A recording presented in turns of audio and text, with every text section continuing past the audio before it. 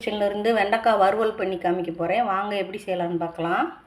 நான் ஒரு 150 கிராம் வெண்டைக்காய் எடுத்து வச்சுருக்கேன். நல்லா க்ளீன் பண்ணி தொடச்சி எடுத்து வச்சுருக்கேன்.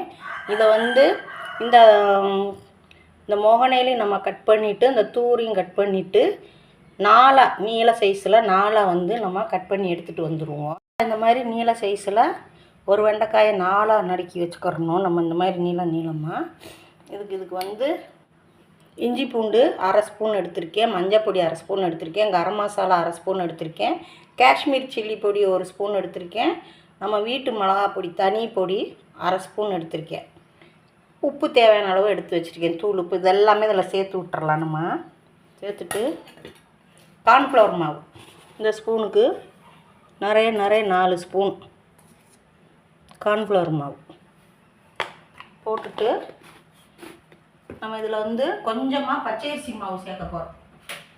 இந்த அவ்வளோதான் பச்சரிசி மாவு.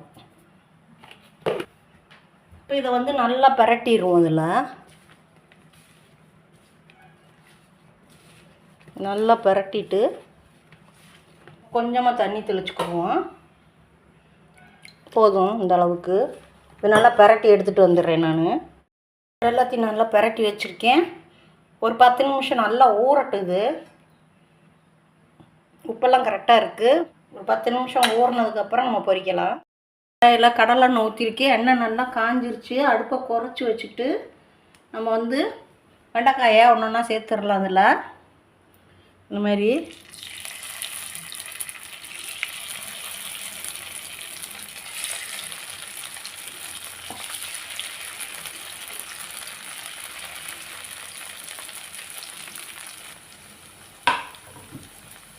நல்லா வெந்து முருகட்டும்.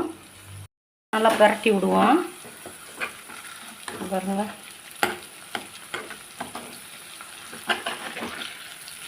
திருப்பி விட்டுறணும்.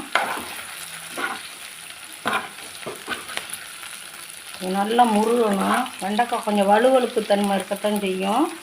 முருகுனா அந்த மசாலாலாம் அதில் சேர்ந்துடும். நல்லா கோல்டன் ப்ரௌனாக வரணும். வெந்து சிம்மில் வச்சே தான் வேக விடணும்.